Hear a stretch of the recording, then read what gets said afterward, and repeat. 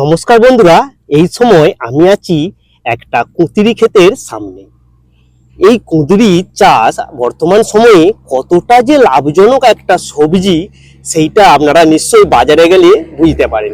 আগে যখন আমরা বাজারে যেতাম তখন এই কুঁদরি আমরা 10 টাকা কেজি কিনে খেয়েছি, কিন্তু এখন বর্তমানে কুঁদরির চাহিদা এত এত বেড়েছে এবং এই চাষ যদি আপনি করেন, এই চাষে যে কতটা পরিমাণ লাভ আছে, তো সেই জিনিসটা নিয়ে আজকে আমরা আলোচনা করব এবং আলোচনা করব এই কুঁদরি গাছ আপনি কিভাবে লাগাবেন, কখন লাগাবেন, কি কি আর রোগ আছে বা কি সার প্রয়োগ করবেন, কি কীটনাশক প্রয়োগ করবেন, সেই সমস্ত জিনিস নিয়ে আমরা ডিটেলসে আলোচনা করব।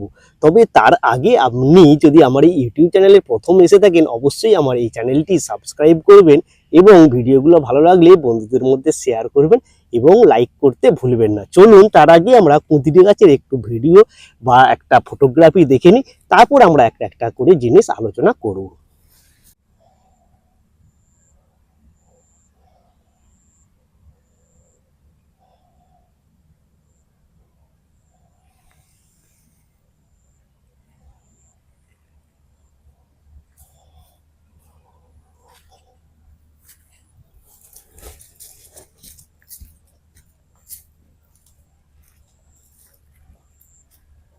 সবার প্রথমে আমরা আলোচনা করব এই কুঁদরি গাছ। এই কুঁদরি গাছ লাগাবেন কিভাবে। না, এই কুঁদরি গাছ কিন্তু বীজে থেকে লাগানো হয় না, লাগানো হয় এর লতা থেকে। লতা বলতে ওই যে দেখতে পাচ্ছেন কাণ্ডটা, ওই কাণ্ডকেই কেটে লাগিয়ে দিলে আপনার কয়েক দিনের মধ্যেই সেখান থেকে বেরিয়ে আসবে নতুন চারা। তো এই লাগানোর পদ্ধতি সেইটা আমরা একটু পরে ভিডিওর মাধ্যমে দেখব। তবে তার আগে চলুন, যদি এই কুঁদরি যদি আপনি চাষ করতে চান তাহলে লাগানোর আদর্শ সময় কোনটা।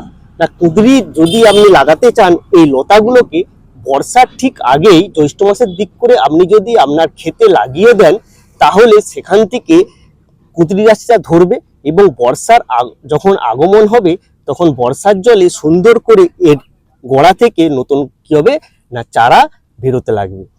তো এই বর্ষাতে লাগালে কি হয় না, সুন্দরভাবে প্রাকৃতিকভাবে এর অঙ্কুরোদ্গম হয়ে উপরের দিকে সুন্দর লতা বেরোতে থাকে।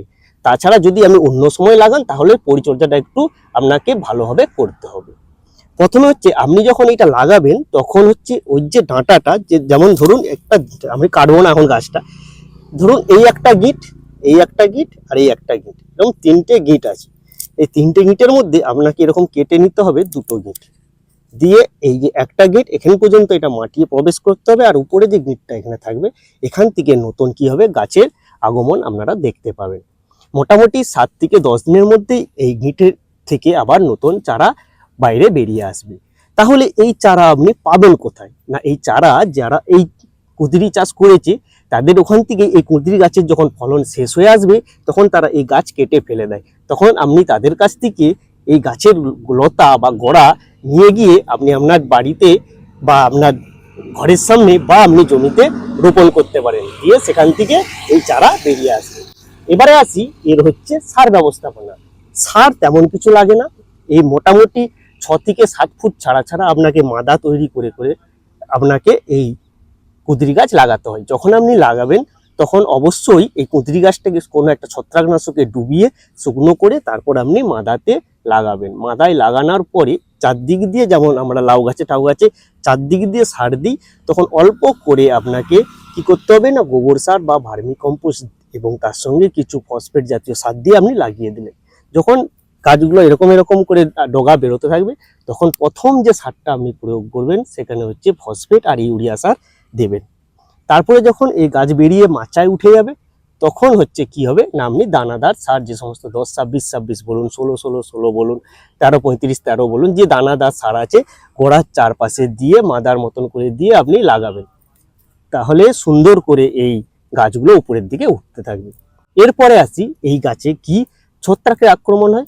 ছত্রাকের আক্রমণ বলতে এর পাতা হচ্ছে হলুদ হয়ে যাওয়া, আর কি হয় না, আর হচ্ছে কি হয় না, এর পাতা ছিদ্রকারী পোকা লাগে আর ফল ছিদ্রকারী পোকা লাগে। তো পাতা যদি হলুদ হয় বা আপনার পাতা একটু যে জ্বলে যাওয়ার মতন হচ্ছে তখন আপনারা ডাইথেন স্প্রে করতে পারেন, অথবা সাব পাউডার বা কার্বনডাইজিম ম্যাঙ্কো যে গ্রুপের ওষুধ স্প্রে করলে সুন্দর করে কেটে যাবে পোকা ছিদ্র, পাতা ছিদ্রকারী পোকা। তাহলে আপনি যে কোনো ফিপ্রোনিল গ্রুপ বা হচ্ছে প্রোফেনস ফস গ্রুপের প্রোফেক্ট সুপার বা আপনারা বক্সার বা টোজেন এই সমস্ত স্প্রে করলেও সুন্দর করে কেটে যাবে। এরপরে আমি আসি যে এই চাষ করতে গেলে কেমন কি খরচা হয়। খরচা তেমন কিছু না, খুবই কম খরচে খুবই একটা লাভজনক এবং সারা বছর ধরে ফল দেবে এই হচ্ছে চাষটা। তো মোটামুটি এই ফল আমরা সপ্তাহে একবার করে তুলবো। কাঠাপ্রতি প্রায় 1 মণের উপর করে প্রতি সপ্তাহে আপনাকে এই ফল তুলতে হবে।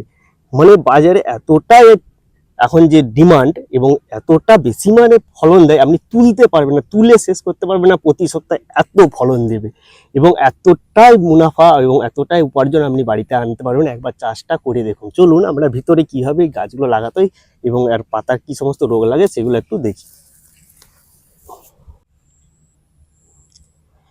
এই হচ্ছে কুঁদরি গাছের যে ক্ষেতটা, এর মধ্যে যে চারাটা লাগাতে হবে দেখুন, এই যে একটা গিঁট, এই একটা গিঁট, তার মানে আপনাকে চারাটা কাটতে হবে ঠিক এই জায়গা থেকে, কেটে এখান থেকে এতটা গোড়ার মধ্যে মাটির মধ্যে প্রবেশ করাতে হবে। আর এই গিঁটটা কি হবে, উপরে থাকবে। আর এই যে শিকড় দেখতে পাচ্ছেন গিঁটের মধ্যে এই শিকড় আছে, এইগুলো মাটির মধ্যে চালানো হবে এবং এখান থেকে নতুন নতুন কি হবে না ফেকর বেরিয়ে আসবে।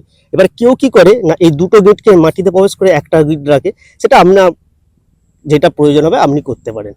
এইভাবে আপনারা কি করবেন, গাছগুলো এরকম দেখছেন মোটামুটি 10 ফুট করে এক একটা গাছের দূরত্ব করে রেখেছে।